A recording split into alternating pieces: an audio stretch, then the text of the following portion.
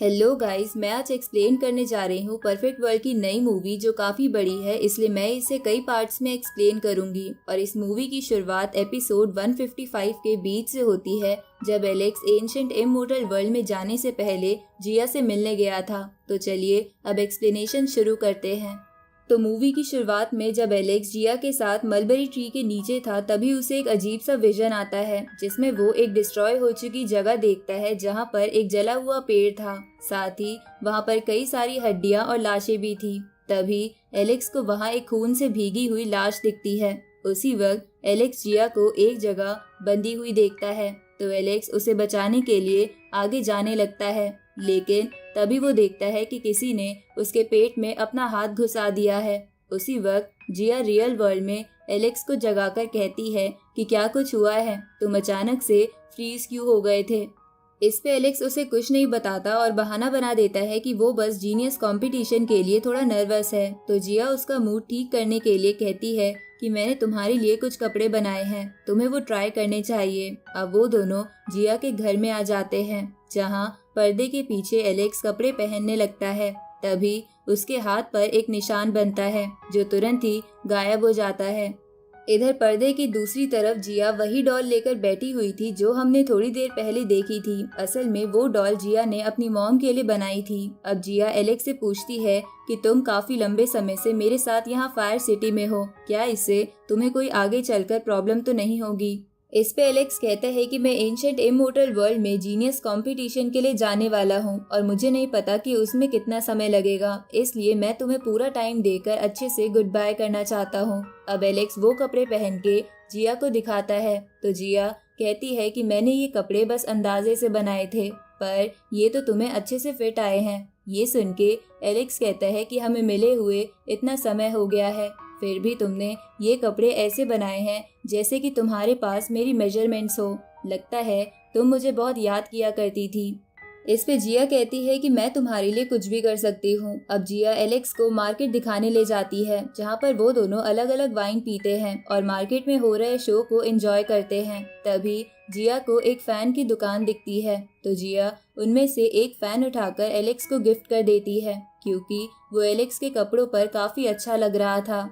इसके बाद जिया एलेक्स को उसकी सिटी के होली ट्री के पास ले जाती है, जहाँ पहले से कई सारे लोग थे और उस होली ट्री से प्रार्थना कर रहे थे। अब जिया एलेक्स को बताती है कि इस होली ट्री का नाम ट्री ऑफ लाइफ है, और क्योंकि हमारे गार्जियन एंजल इस वक्त हमारे साथ नहीं है, इसलिए ये ट्री ही हमें प्रोटेक्ट करता है और इसी की वजह से हम अपर वर्ल्ड में अच्छे से सेटल हो पाए हैं।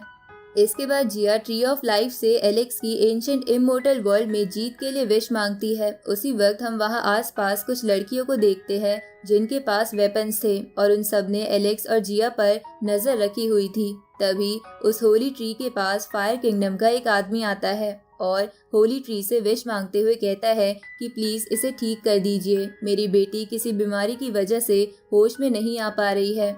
उसी वक्त होली ट्री से एक पत्ता टूटकर उस लड़की की बॉडी के अंदर चला जाता है, जिसके कारण वो लड़की ठीक हो जाती है। ये देखकर वो फादर बहुत ही खुश हो जाता है और जिया भी होली ट्री की तारीफ करने लगती है। लेकिन एलेक्स को समझ नहीं आता कि एक होली ट्री इतनी जल्दी किसी बीमारी को कैसे हील कर सकता है, इसलिए वो उस लड़की को देखने के लिए अपनी स्पेशल आई का इस्तेमाल करता है, जहां वो देखता है कि उस फादर के अंदर से एनर्जी निकलकर उस होली ट्री के अंदर जा रही थी। साथ ही ऐसा वहां खड़े बाकी लोगों के साथ भी हो रहा था और उनकी भी एनर्जी निकलकर होली ट्री के अंदर जा रही थी।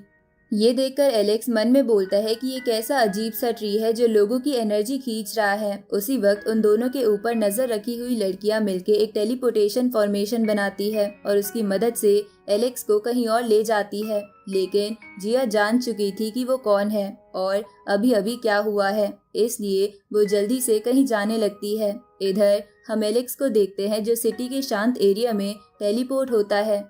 तभी वो सारी लड़कियां वहां आ जाती है, तो एलेक्स उन सब लड़कियों से कहता है कि तुम लोगों ने मुझे यहाँ टेलीपोर्ट क्यों किया है और तुम सब चुप क्यों रही हो, चुपचाप मेरे सामने आ जाओ। ये सुन के उनमें से एक आंख वाली लड़की गुस्से में एलेक्स पर अटैक करती है, लेकिन एलेक्स उसे अपने फैन से रोक कर पीछे कर देता है और बोलता है कि तुम सब अभी मेरे अपोनेंट नहीं हो, इसलिए चुपचाप बता दो कि तुम्हें यहाँ किसने भेजा है। तभी दूसरी लड़की एलेक्स पर अपनी तलवार से अटैक करती है, लेकिन एलेक्स उसे लात मार के दूर कर देता है। तो वो दोनों लड़कियां एक साथ एलेक्स के ऊपर हमला करती है। तो एलेक्स उनमें से एक को अपने फैन से दूर करके दूसरी को अपने फैन से एक घर में फेंक देता है।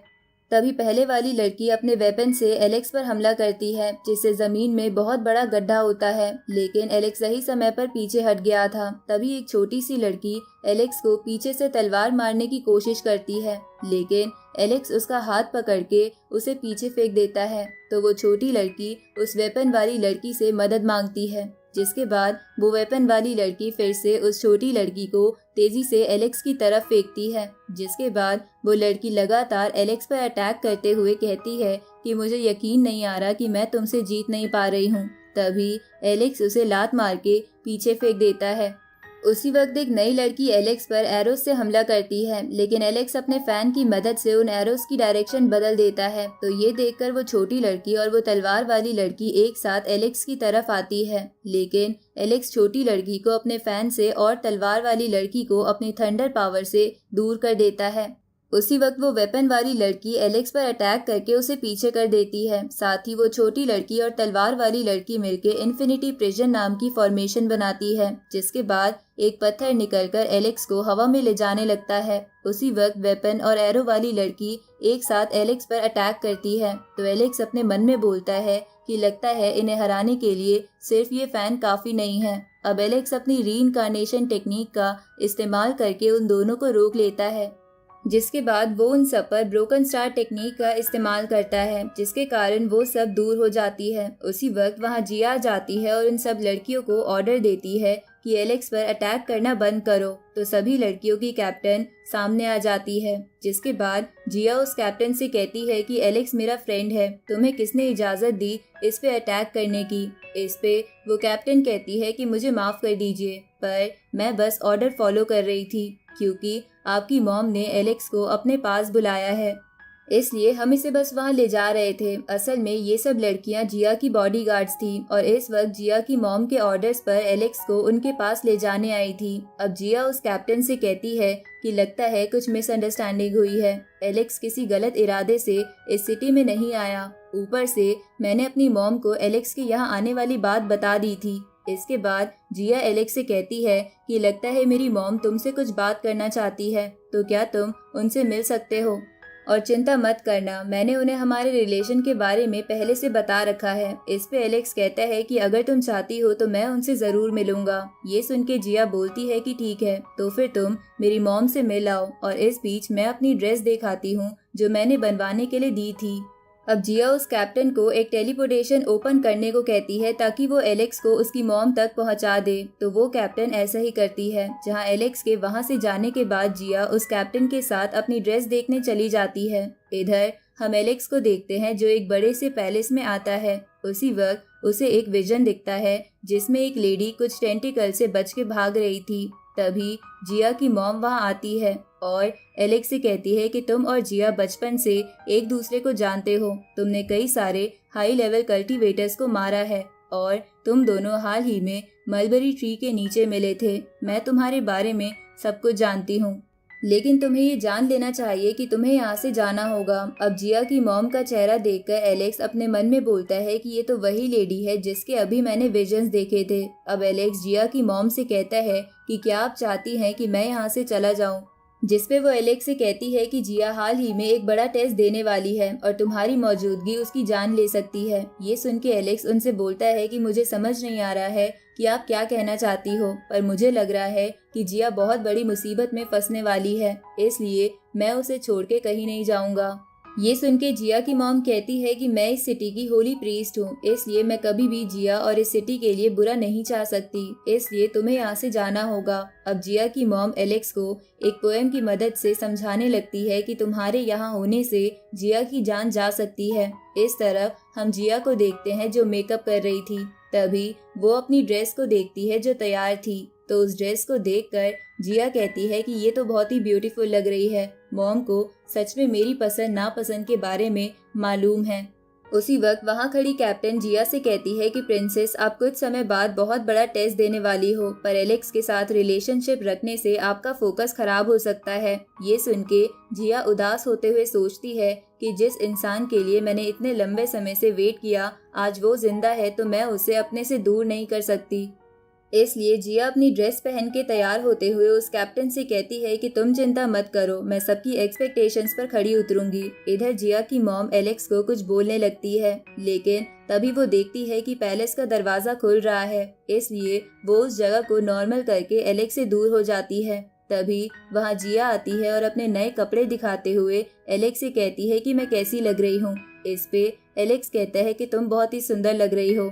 तभी जिया की मॉम उससे बोलती है कि सच में सदर्न एरिया का सिल्क वॉर्म काफी अच्छा होता है, जिसके कारण ये ड्रेस काफी सुंदर बनी है और तुम इसमें काफी अच्छी लग रही हो। अब जिया अपनी मॉम से कहती है कि आपने इतने लंबे समय तक सिटी प्रीस्ट की रिस्पॉन्सिबिलिटी निभाई है, लेकिन कल सक्सेशन सेरेमनी होने के बाद मैं सारी रिस्पॉन्सिबिलिटी उठा लूंगी, जिसके बाद आप आराम कर पाएंगी। ये सुन के जिया की मॉम उससे कहती है कि मैं होप करूंगी कि सिटी प्रीस्ट की पोजीशन पर सभी लोग तुम्हें पसंद करें। इसके बाद जिया अपनी मॉम से कहती है कि मैं सेरेमनी से पहले एलेक्स को कहीं ले जाना चाहती हूँ। अब वो एलेक्स को वहाँ से कहीं ले जाती है।